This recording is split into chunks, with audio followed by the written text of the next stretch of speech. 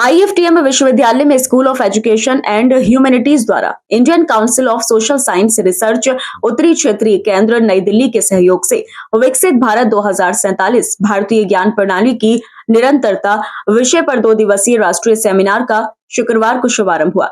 Seminar का उद्घाटन MGS university Ajmer Rajasthan, Khwaja Moinuddin Chishti भाषा विश्वविद्यालय लखनऊ तथा एमजेपी रुहेलखंड यूनिवर्सिटी बरेली के पूर्व कुलपति प्रोफेसर अनिल शुक्ल ने मां सरस्वती की प्रतिमा के समक्ष दीप प्रज्वलन व पुष्प अर्पण कर किया।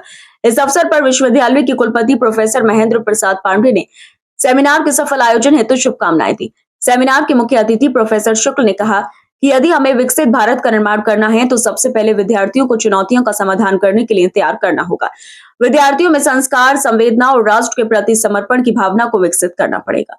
उन्होंने कहा कि यदि हमारे करिकुलम का उद्देश्य अच्छा होगा तो उसके परिणाम भी अच्छे प्राप्त होंगे। उन्होंने ये भी कहा कि विद्यार्थियों को भारत के गौरवशाली इतिहास का बोध भी कराना होगा। कुल सचिव प्रोफेसर संजीव अग्रवाल ने कहा कि इस सेमिनार के माध्यम से ज्ञान की जो धारा बहेगी उससे निश्चित ही युवा विकसित भारत बनाने की दिशा में प्रेरित होंगे। सेमिनार के विशिष्ट अतिथि व इंदिरा गांधी मुक्त विश्वविद्यालय नई दिल्ली में हिंदी विभाग के प्रोफेसर नरेंद्र मिश्र ने अपने संबोधन में कहा कि भारत का गौरवशाली इतिहास रहा है, हम सभी को प्राचीन कालीन विद्वता की पुनः स्थापना करनी होगी। इस मौके पर सेमिनार के संयोजक व स्कूल के निदेशक प्रोफेसर मोहनलाल आर्या ने सभी अतिथियों का स्वागत करते हुए बताया कि इस 2 दिवसीय सेमिनार में भारत के विभिन्न राज्यों के विख्यात शिक्षाविद अपनी उपस्थिति दर्ज करा रहे हैं। उन्होंने कहा कि 2047 तक भारत के विकसित होने के प्रधानमंत्री श्री नरेंद्र मोदी के सपने को साकार करने में हम सभी मिलकर सहयोग करेंगे।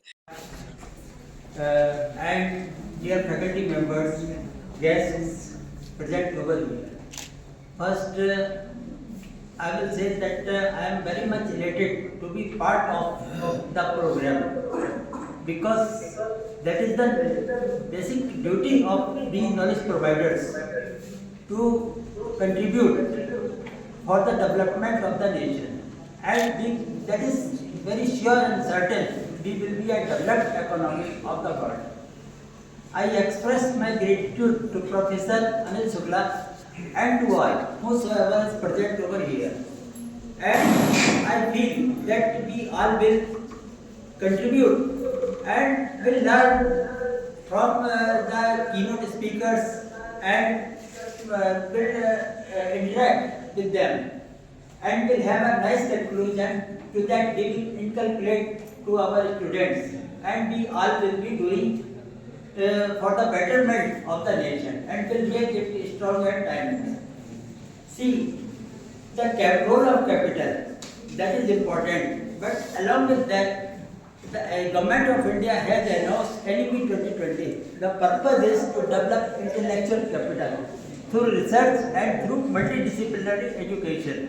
That is the focus of NEP 2020, and for the fulfillment of the goal, we are organizing such seminars and programs that will enhance the understanding of how can we make our nation strong and dynamic. See, the need of the hour is to keep pace with tomorrow. That is important. Today we need to do that. And how can we do that? We need to adopt, because change is the law of nature and changes will happen. The world will, the entire globe will move very fast, and we need to be the part of that. So we need to adopt the change effectively, and for that we need to refocus. Refocus is what? The basic objective of any higher education institution is to make the students employable. कहा गया कि ज्ञान, जो अगर किसी को कोई चीज दान करना है तो दाहिने हाथ से दो। क्यों दाहिने हाथ से दो? बाएं से क्यों न दो? क्योंकि दाएं हाथ को बायां माइंड कंट्रोल करता है। जो इमोशंस है, जो प्रेम है, जो दया है, वो आपके बाएं पक्ष से कंट्रोल होते हैं, और जब बाएं पक्ष वहां पर प्रभावी है तो हमारे इमोशंस को कंट्रोल करने वाला ब्रेन जिस आर्गन को डायरेक्शन दे रहा है दान देने के लिए, हमारे यहां प्रवृत्ति वो पैदा की गई। तो एक सहज प्रवृत्ति थी कि दाहिने हाथ से दान दो, लेकिन उसके पीछे साइंस कितना छुपा हुआ था, हमें उस साइंस को पहचानने की जरूरत है और उसको अपने आप में रूटीन वर्क में लाने की जरूरत है। हमारे यहाँ ज्ञान हर जगह बिखरा पड़ा हुआ है, उसको समेटने की जरूरत है, पता लगाने की जरूरत है।